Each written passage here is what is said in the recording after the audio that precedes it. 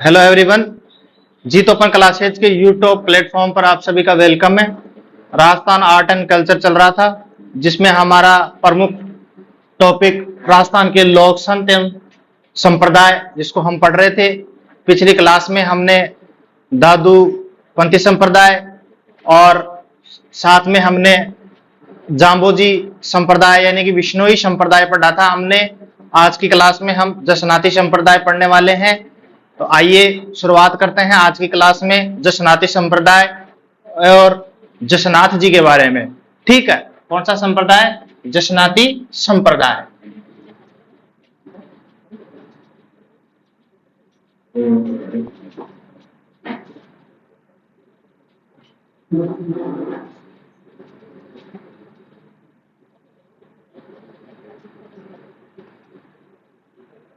जसनाती संप्रदाय, इसकी स्थापना सन 1504 ईस्वी में हुई थी और इस संप्रदाय के जो संस्थापक हैं वो जसनाथ जी हैं। यानी कि जसनाती संप्रदाय के संस्थापक किनको माना जाता है? जसनाथ जी, जो कि हमारे राजस्थान के प्रमुख लोक संत के रूप में जाने जाते हैं। स्थापना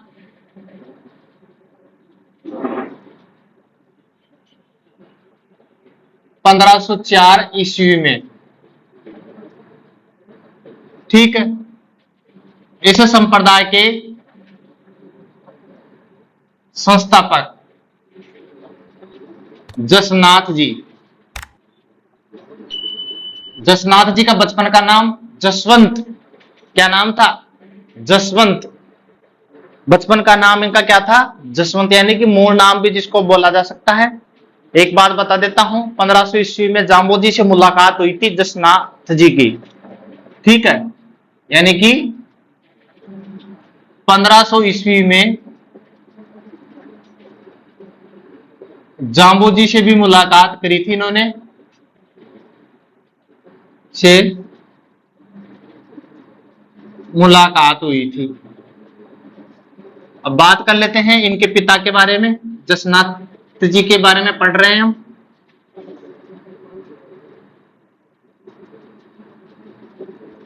पिता के बारे में, इनका नाम हमीर जियाणी और इनकी माता का नाम रूपा देवी। इनके गुरु का नाम गुरु गोरखनाथ। बात करें इनके मूल नाम की, जो इनका मूल नाम है वो जसवंत। इनके द्वारा दो प्रमुख ग्रंथों की भी रचना की गई है और वो दो ग्रंथ हैं, कौन से हैं? कोंडा ग्रंथ और शंभुदड़ा ग्रंथ, जो भी एग्जाम के दृष्टिकोण से बहुत ही ज्यादा महत्वपूर्ण, एग्जाम में बहुत ही बार पुटअप कर लिया जाता है। इनके प्रमुख ग्रंथ, इनके द्वारा रचित प्रमुख ग्रंथ, एक तो है कोंडा ग्रंथ, एक है शंभुदड़ा ग्रंथ। ठीक है, ये महत्वपूर्ण है दोनों के दोनों, कोंडा ग्रंथ और शंभुदड़ा ग्रंथ। अब बात कर लेते हैं इनका जन्म कहां हुआ था। जसनाथ जी का जन्म 1482 ईस्वी में कतरियासर बीकानेर के अंदर हुआ था। तो हम अब कतरियासर बीकानेर से रिलेटेड कुछ बातें पढ़ने वाले हैं। तो मैं यहां पर लिख देता हूं कतरियासर बीकानेर। कतरियासर बीकानेर।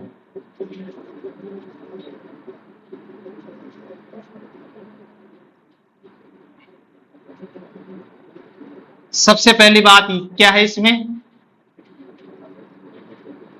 सबसे पहली बात यह है, जसनाथ जी का जन्म हुआ था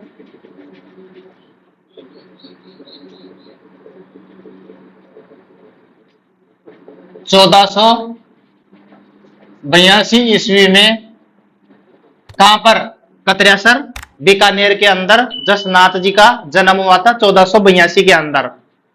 यहीं पर ही, जहां पर जन्म हुआ था वहीं पर ही 1506 ईस्वी में जसनाथ जी ने यहीं पर समाधि ली थी। ठीक है, जसनाथ जी ने इसी जगह पर यहां पर समाधि ली थी 1506 ईस्वी में। 1482 ईस्वी में जन्म हुआ, 1506 में जसनाथ जी द्वारा कतरेसर बीकानेर जो जगह है वहां पर समाधि ली गई। और जसनाती संप्रदाय की जो प्रमुख पीठ है वो भी कतरेसर बीकानेर के अंदर ही है। जसनाती संप्रदाय की प्रमुख पीठ कहां पर है? कतरेसर बीकानेर के अंदर। जसनाती संप्रदाय का एक मेला लगता है, जसनाती संप्रदाय का एक मेला लगता है आश्विन के महीने में शुक्ल सप्तमी को, ठीक है ना। तो जो मेला है वो भी यहीं पर ही लगता है, जसनाती संप्रदाय का मेला कब लगता है? ये आश्विन शुक्ल सप्तमी का दिन लगता है। जब मेला लगता है तो इस मेले की खास पहचान यह है कि जसनाती संप्रदाय के जो अनुयायी हैं, जो भक्त लोग हैं, उनके द्वारा कतरेसर बीकानेर के अंदर ही, मेले के अंदर ही अग्नि नृत्य किया जाता है। तो इसलिए अग्नि नृत्य का जो प्रमुख केंद्र है वो कतरेसर बीकानेर को ही माना जाता है। अग्नि नृत्य, अग्नि नृत्य का प्रमुख केंद्र कतरेसर बीकानेर को ही माना जाता है, ठीक है। सिकंदर लोदी ने जसनाथ जी को यहीं पर ही दान दी थी और वो दान दी जाने वाली जो जमीन है वो कतरेसर बीकानेरी है, यानी कि सिकंदर लोदी के द्वारा जसनाथ जी को ये जमीन दान में दी गई थी। सिकंदर लोदी के द्वारा ये जमीन दान में दी गई थी। सिकंदर लोदी के द्वारा जसनाथ जी को यह जगह दान में दी थी।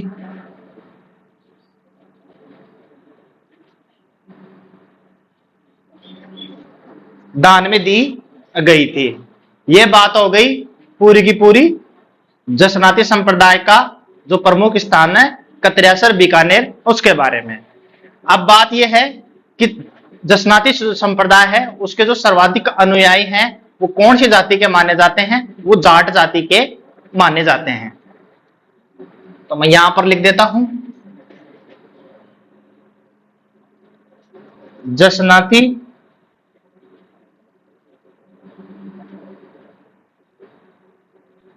संप्रदाय को मानने वाले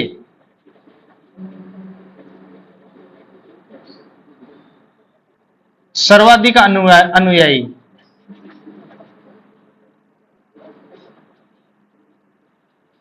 कौन सी जाति के हैं? जाट जाति के माने जाते हैं, ठीक है। एक बात है गोरखमालिया। गोरखमालिया वो जगह है जहां पर जसनाथ जी ने 12 वर्ष की तपस्या करके इन्होंने ज्ञान प्राप्त किया था, ठीक है ना। गोरखमालिया वो जगह है जहां पर जसनाथ जी ने अपने 12 वर्ष की तपस्या पूर्ण की थी और उसके बाद में इन्होंने ज्ञान की प्राप्ति की थी। तो गोरखमालिया लिख देता हूं।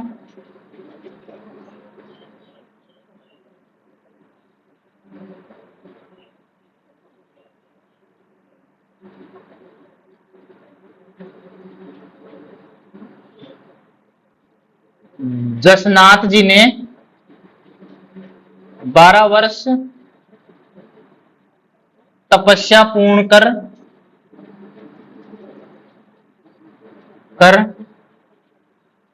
ज्ञान प्राप्त किया,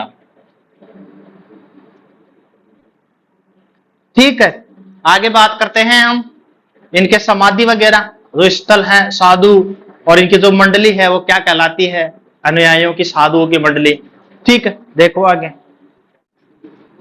दशनाती संप्रदाय में जो इनका जो समाधि स्थल होता है वो बाड़िया कहलाता है। क्या कहलाता है? बाड़िया।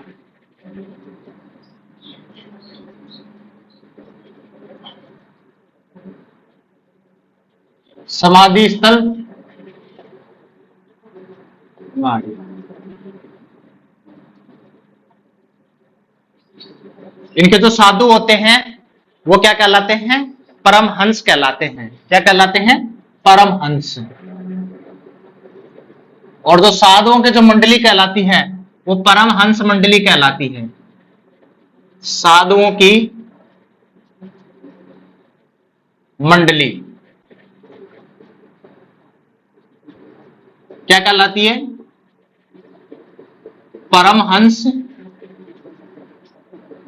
मंडली कहलाती है। ठीक है, ये खास बात हो गई। इनके जो प्रथम अनुयायी वो हारोजी और जियोजी को माना जाता है। दशनाती संप्रदाय के जो प्रथम जो अनुयायी हैं वो हारोजी और जियोजी को माना जाता है। प्रथम अनुयायी हारोजी और जियोजी को माना जाता है। ठीक है, अब दशनाती संप्रदाय की कुछ प्रमुख शिक्षाएं हैं। ठीक है, जैसे कि मैंने बताया था जाम्बोजी का जो विष्णुई संप्रदाय है उसमें 29 नियमों की पालना की जाती है, जबकि जो दशनाती संप्रदाय है उसमें 36 नियमों की पालना की जाती है। प्रमुख शिक्षाएं।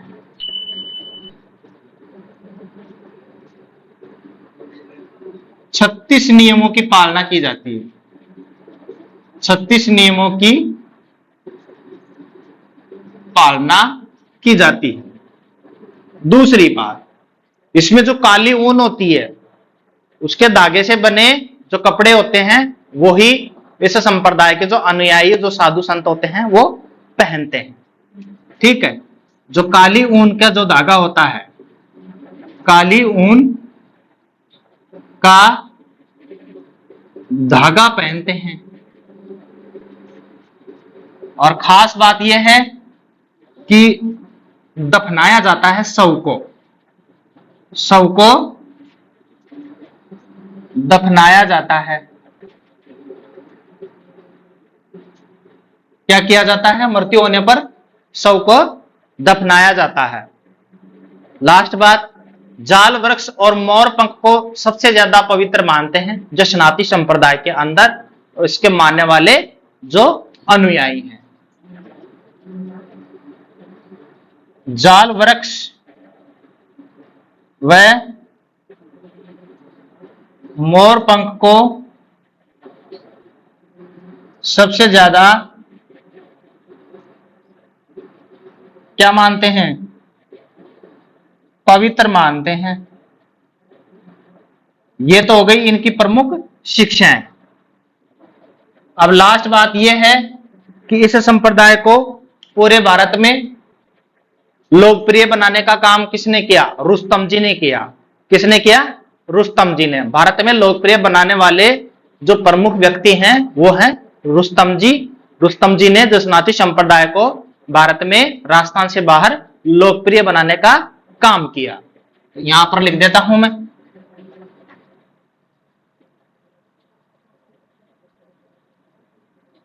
दशनाती संप्रदाय को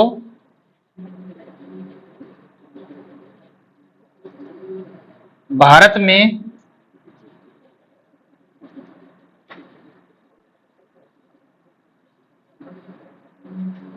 लोकप्रिय बनाने का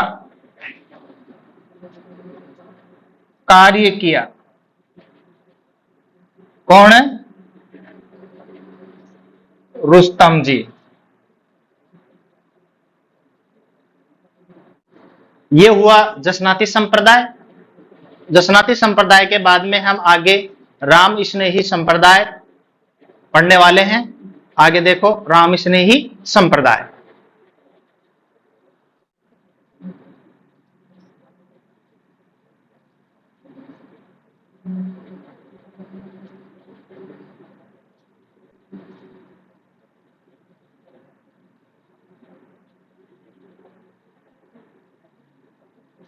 राम स्नेही संप्रदाय में जो मंदिर होते हैं वो राम द्वारा कहलाते हैं। पहली बात तो ये, राम स्नेही संप्रदाय के जो मंदिर होते हैं वो क्या कहलाते हैं, वो राम द्वारा कहलाते हैं।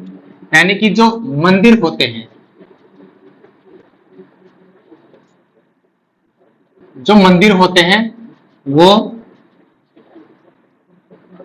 क्या कहलाते हैं, राम द्वारा कहलाते हैं।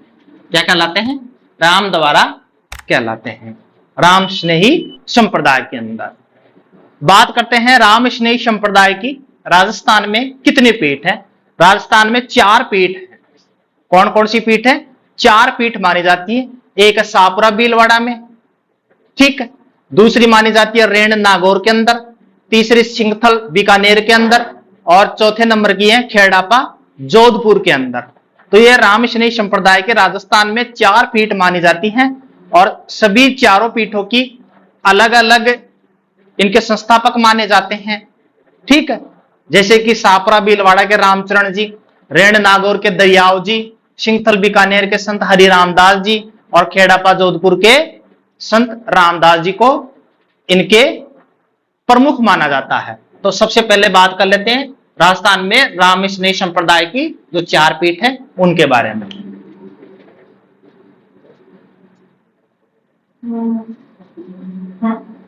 राजस्थान में पीठ कितनी है, 4 पीठ है। तो उसका एक फॉर्मूला है, ट्रिक है, सारे सीखे RDHR, सारे सीखे RDHR, ठीक है। देखो कौन कौन से हैं। पहली पीठ सासे सापुरा, सासे सापुरा, ये कहां पर है, भीलवाड़ा के अंदर। दूसरी पीठ रेसे रेण, और ये कहां पर है, नागौर के अंदर। कहां पर है ये, नागौर के अंदर। तीसरी देखो शीशे सिंगथल, शीशे सिंगथल, और ये कहां पर है, बीकानेर के अंदर। चौथे नंबर की खेड़ापा, और ये कहां पर है, जोधपुर के अंदर। कहां पर है, जोधपुर के अंदर। और इन चारों पीठों के संस्थापक जो प्रमुख हैं, जैसे आर का मतलब संत रामचरण जी, ठीक है। डी का मतलब संत दरियाव जी,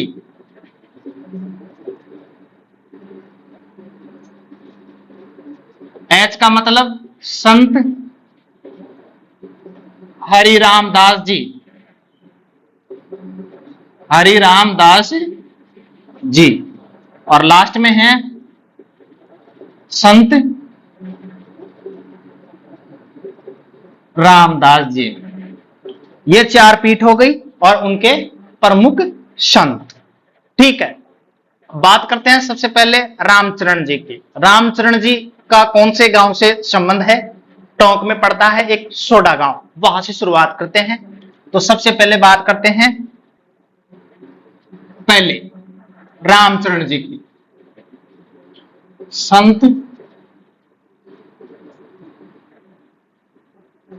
रामचरण जी, इनका जो संबंध है वो सोडा गांव,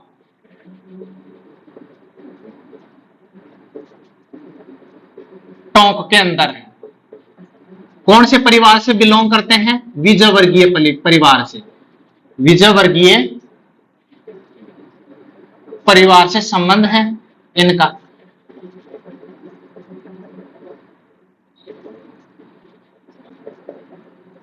कौन से परिवार से, विजय वर्गीय परिवार से इनका संबंध है। इनका जन्म 1720 के अंदर हुआ था। बात कर लेते हैं इनके पिता का। इनका जन्म 1720 ईस्वी में। पिता का नाम बख्ताराम जी, ठीक है, इनके पिताजी का नाम क्या था? बख्ताराम जी। इनकी माताजी का नाम देव जी। और खास बात यह है कि इनके बचपन का नाम क्या था? राम किशन। माता का नाम देव जी, बचपन का नाम राम किशन। राम किशन राजस्थान में और भी फेमस है। कौन है? जो कि पुष्कर से यानी कि अजमेर से बिलोंग रखते हैं। नगाड़े का जादूगर राम सिंह को कहा जाता है। नगाड़े का जादूगर राम सिंह को कहा जाता है। ठीक है, ये इनका बचपन का नाम हो गया राम किशन। ठीक है, राम किशन। आगे बात करते हैं रामचंद्र जी के बारे में ही। 1751 की बात है। 1751 में शाहपुरा के राजा रण सिंह के काल में जो मुख्य पीठ है शाहपुरा भीलवाड़ा वो स्थापित की गई थी। ठीक है, यानी कि 1751 में शाहपुरा के राजा रण सिंह के समय ये जो शाहपुरा वाली जो पीठ है वो स्थापित की गई थी एक मुख्य पीठ के रूप में। तो लिख लेते हैं यहां पर नोट लगा के। 1751 ईस्वी में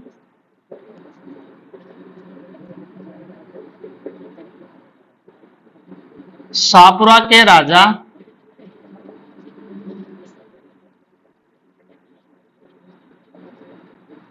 रण सिंह के काल में मुख्य पीठ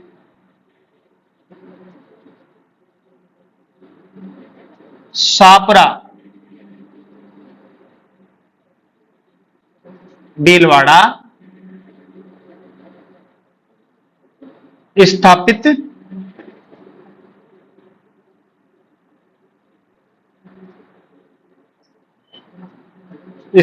की गई थी। शाहपुरा भीलवाड़ा। ठीक है, जो ये शाहपुरा भीलवाड़ा है ये किस लिए फेमस है? फूलडोल मेला यहां पर आयोजित होता है। पूरे 5 दिन तक मेला आयोजित होता है। चैत्र महीने की कृष्ण पक्ष की एकम से लेके पंचमी तक शाहपुरा भीलवाड़ा में फूलडोल मेले का आयोजन होता है। यहां पर लिख देता हूं फूलडोल मेला। फूलडोल मेला लगता है और वो भी कब?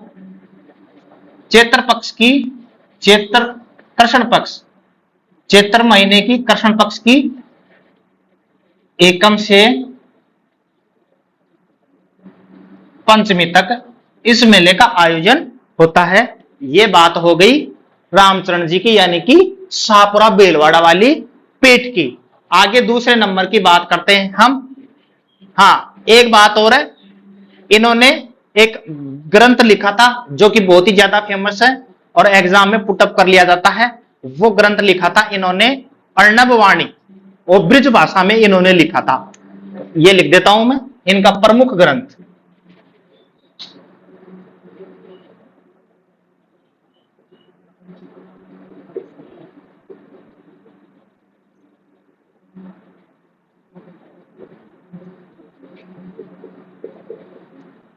अर्णव वाणी या फिर इसको ऐसे भी कहा जाता है अर्णव वाणी, और वो भी ब्रिज भाषा में। कौन सी भाषा में? ब्रिज भाषा में। ठीक है, ये ध्यान दे लेना। इनका जो प्रमुख ग्रंथ है वो अर्णव वाणी ग्रंथ है। ठीक है,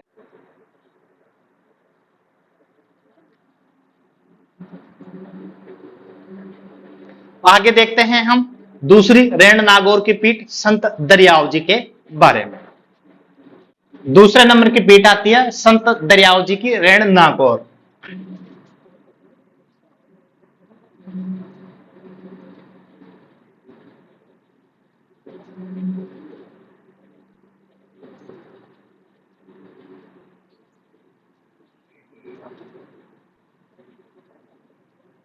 ठीक है, ये पीठ कहां पर है?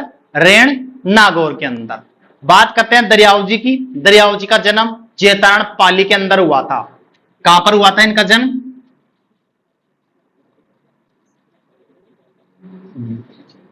जैतारण गुरु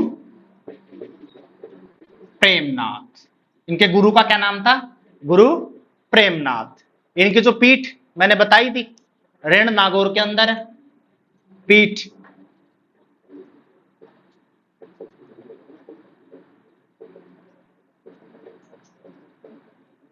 नागौर के अंदर। इनकी खास बात क्या है? इन्होंने राम शब्द पर ज्यादा जोर दिया है, पर बल दिया है। इसी राम शब्द में इन्होंने राशि क्या माना? राम में ही राशि राम माना, मैं से मोहम्मद साहब को माना, यानी कि इसमें राशि राम और मैं से मोहम्मद साहब को माना। अब एक शब्द में दो संप्रदायों की बात कर दी, इसलिए हिंदू मुस्लिम जो समन्वय है उस पर ज्यादा जोर दिया इन्होंने, प्रयास किया। हिंदू मुस्लिम एकता पर समन्वय पर ज्यादा जोर दिया, उसका प्रयास किया।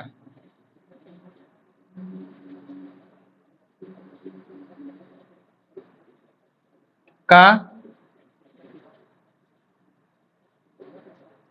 प्रयास किया। यह बात हो गई संत दरियाव जी की। अब तीसरे नंबर की बात कर लेते हैं संत हरिराम दास जी का। ठीक है, जो कि सिंघथल बीकानेर की पीठ मानी जाती। तीसरे नंबर की संत हरिराम दास जी, तीसरे नंबर की पीठ जो पीठ है इसमें सिंघथल बीकानेर। ठीक है, इनके गुरु का नाम जयमल दास जी था। इनके गुरु जी का नाम क्या नाम था? इनके गुरु का नाम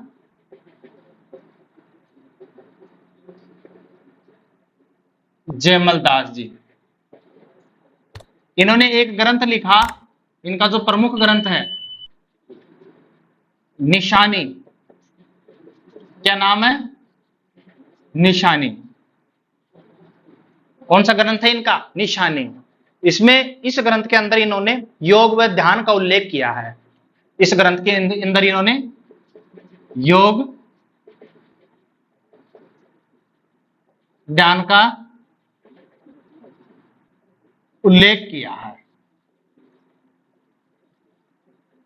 ठीक है, ये बात हो गई संत हरिराम दास जी की। लास्ट में हम जो आखिरी पीठ है वो खेड़ापा जोधपुर, जिनके प्रमुख संत हैं रामदास जी। ठीक है, उनके बारे में संत रामदास जी, कोई खास बात है नहीं। ये जो पीठ है, ये पीठ कौन सी पीठ के प्रमुख है? खेड़ापा जोधपुर पीठ के। ये कौन है? ये संत हरिराम दास जी के शिष्य हैं। ये संत हरिराम दास जी के शिष्य माने जाते हैं। ये राम स्नेही संप्रदाय की राजस्थान में जो 4 प्रमुख पीठ हैं उनके बारे में पढ़ लिया है, और उनके लोक संत के बारे में भी हमने पढ़ लिया है। आज की क्लास में इतना ही। आगे की क्लास में हम लालदासी संप्रदाय यानी कि जो संत हैं लालदास जी, उनके बारे में विस्तार से पढ़ेंगे। आज की क्लास में इतना ही। क्लास अच्छी लगी हो तो लाइक करना, शेयर करना, कमेंट्स करना, और सब्सक्राइब नहीं किया तो वो भी कर लेना।